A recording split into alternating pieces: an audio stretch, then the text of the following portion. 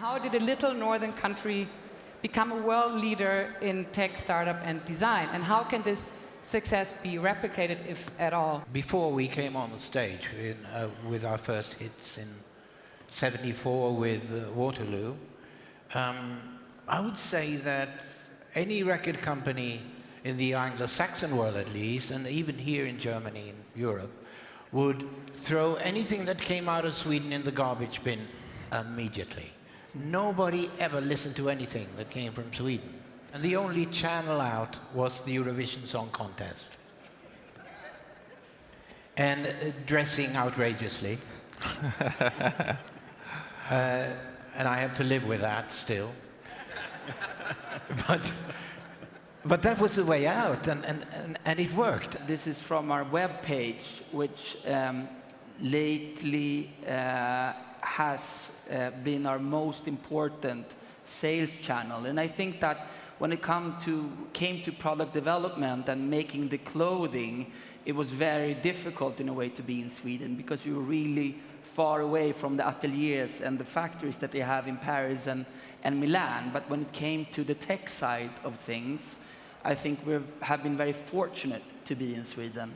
When we started our company, we set up with a very grand ambition. We wanted to become the world's most used and, more importantly, loved e-commerce platform. And we asked ourselves, where are the biggest companies in the world built? And the answer was Silicon Valley. But what's ultimately going to determine whether or not you're a successful business or not is how well you can recruit and what type of people you're able to bring on. And I think Sweden, one of the main advantages of building a company from out of Sweden is that the talent pool, the access to talent is just so grand. We are very slow in making decisions. Our German friends just laugh at us. Even the Finns make jokes of us. But when we made the decision, everybody stands behind it. So the time we lose in making the decision is compensated by the time we gain in implementing it. It's a culture where you can easily stand with 2 feet on the ground.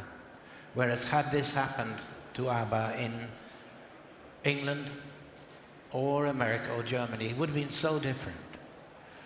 Because Agneta and I, my former wife, the blonde one,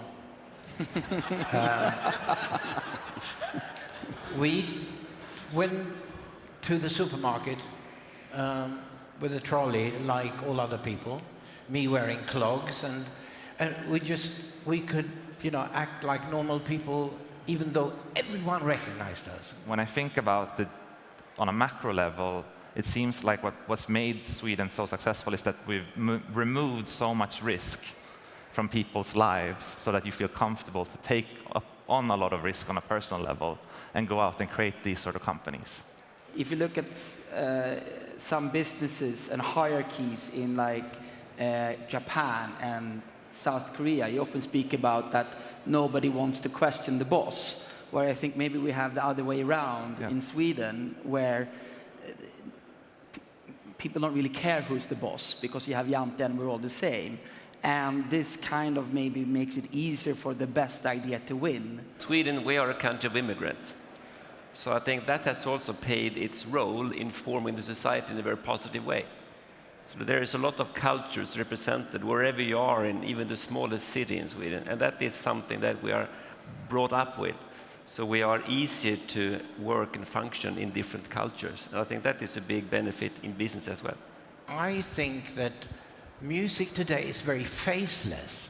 I mean, you listen to songs, you don't know what the people who sing look like. You don't know their names or anything. I think around the corner is a new Elvis or a new Beatles or something like that, which will disrupt everything and make a profound change. That's what I think.